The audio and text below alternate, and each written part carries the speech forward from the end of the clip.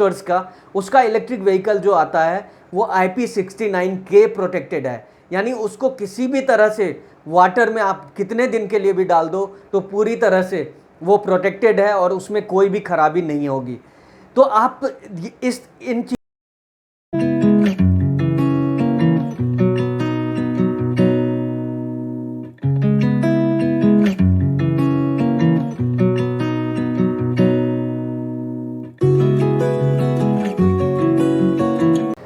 नमस्कार मित्रों, स्वागत है आपका। बारिश का मौसम आ गया और ऐसे मौसम में सड़कों पे जल जमाव होना या वाटर लॉगिंग का समस्या बहुत ही आम हो गया है। सरकारें हर साल दावा करती है कि इस तरह की समस्या आने वाले समय में नहीं होगी, लेकिन ये हकीकत नहीं है, बिल्कुल भी नहीं। हर साल इस तरह की समस्याओं को फेस करना ही पड़ता है। तो ऐसे प्रॉब्लम में, ऐसे समस्या में क्या हम अपने इलेक्ट्रिक व्हीकल को ले जा सकते हैं, इलेक्ट्रिक व्हीकल चला सकते हैं बारिश के दिनों में? तो पूरी डिटेल में जानेंगे इस वीडियो में। तो चैनल में नए हैं तो सब्सक्राइब कर लें और पहले से ही इस वीडियो को लाइक कर दें। जब भी आप कोई इलेक्ट्रिक व्हीकल परचेज करने जाते हैं तो आपको एक यूज़र मैनुअल मिलता है, साथ ही उसका डिस्क्रिप्शन भी बोल सकते हैं कि उस व्हीकल का पूरी डिस्क्रिप्शन मिलती है। यदि आप ऑर्डिनरी कोई भी ऐसे ही गाड़ी जो रजिस्टर्ड नहीं होती है या चाइना का प्रोडक्ट है, यहाँ पे असेंबल किया जा रहा है और कोई उसका नाम मैन्युफैक्चरर का पता नहीं है, तो ऐसे मैन्युफैक्चरर जो हैं वो हो सकता है कि उनका रेटिंग सही नहीं हो। लेकिन जब आप रेपुटेड कंपनी से अपने इलेक्ट्रिक व्हीकल को परचेज करते हैं तो वहाँ पे एक ख़ास तरह का ध्यान आप रखकर इस चीज़ों का पता कर सकते हैं कि आपका इलेक्ट्रिक व्हीकल बारिश के मौसम में वाटर लॉगिंग जैसी समस्याओं को ये फेस कर पाएगा या नहीं कर पाएगा। आपको पता होगा एक IEC करके इंस्टीट्यूशन है जो इंटरनेशनल लेवल पे इलेक्ट्रोटेक्निकल कमीशन है जो रेटिंग देती है। वो रेटिंग देती है, आपको पता है कि IP65, 67, 68, 69 इस तरह का प्रोटेक्शन आपको एक नंबर मिलता है। क्या ये प्रोटेक्टेड है या नहीं है? तो इसको थोड़ा सा ब्रीफ कर देता हूँ। IP मतलब होता है इनग्रेस प्रोटेक्शन। इनग्रेस प्रोटेक्शन को हिंदी में आप बोल सकते हैं कि इनग्रेस मीन्स प्रवेश और प्रोटेक्शन उससे सुरक्षा।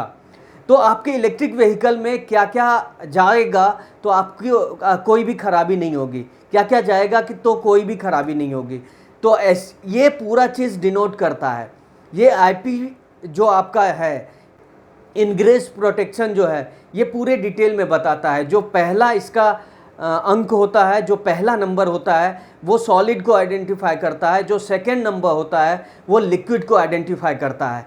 तो प्रोटेक्शन बहुत सारी तरीक़ों से आप इसको दिया जाता है। जैसे कोई IP65 होता है तो IP65 का मतलब है कि हर डस्ट से ये सुरक्षित तो रहेगा ही, कुछ सिनारियों में डस्ट यदि चला भी जाता है तो इसको कोई असर नहीं होगा।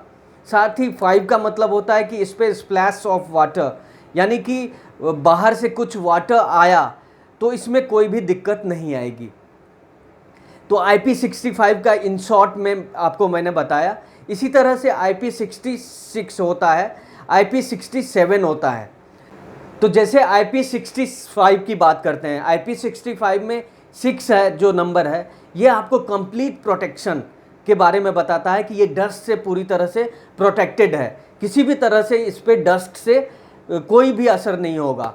वहीं पे बात करें कि 5 की बात करें तो ये protects around water jets in all directional, यानी किसी भी प्रेशर में और वाटर जेट से इस वाटर देते हैं इसमें तो हर तरफ से ये सिक्योर है। को IP67 में ये क्लॉज होता है 7 में कि यदि ये इसको 15 सेंटीमीटर से लेके 1 मीटर तक डुबा के रखा जाए आधे घंटे तक, इस तो हमारे व्हीकल पे कोई भी असर नहीं होगा, हमारे व्हीकल पे कोई भी डिफेक्ट नहीं होगा और हमारा व्हीकल पूरी तरह से सुरक्षित होगा। लेकिन कितने देर के लिए? 30 मिनट्स के लिए, आधे घंटे के लिए। तो इस तरह से जैसे देखेंगे IP क्लॉज दिया होता है हर इलेक्ट्रिक व्हीकल में। तो आप जब भी कोई इलेक्ट्रिक व्हीकल परचेज करने जाते हैं तो इन चीज़ों का ध्यान रखेंगे कि IP कौन से प्रोटेक्शन से ये गो थ्रू कर सकता है। तो आपको पता चल जाएगा, और आपको पता चल जाएगा कि ये हम बारिश में ले जा सकते हैं, हम किसी वाटर लॉगिंग की समस्या को इस व्हीकल से फेस कर सकते हैं या नहीं कर सकते हैं। यूट्यूब पे ऐसे बहुत सारे, जैसे कि बजाज चेतक का वीडियोज़ है, इसी तरह से ओला का वीडियोज़ है जो बारिश में भाई चला रहे हैं।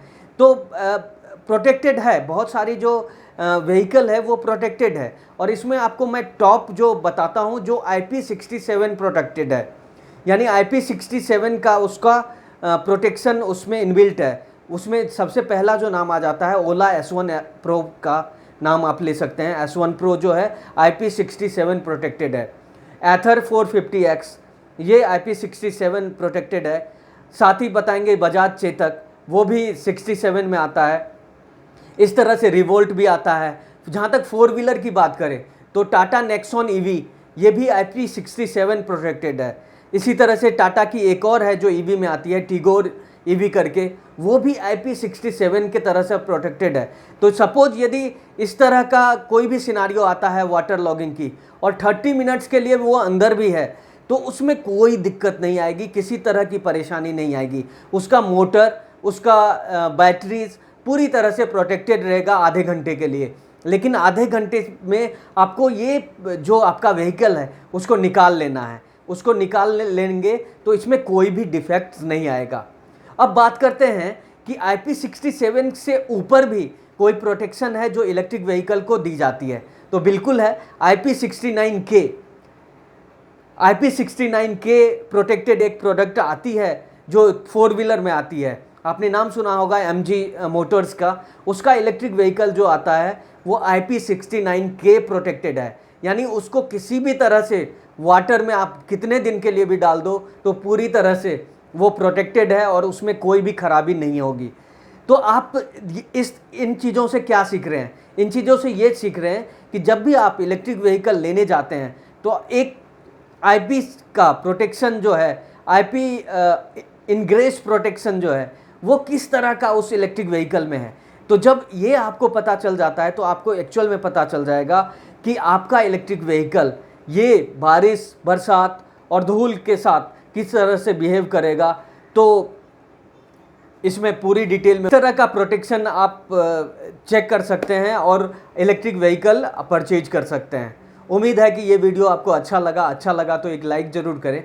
चैनल में नए हैं तो सब्सक्राइब कर लें। इसी तरह के इन्फॉर्मेटिव वीडियो देखते रहने के लिए, चैनल पे बार बार आने के लिए आपका बहुत बहुत बहुत धन्यवाद। जय हिंद, जय भारत।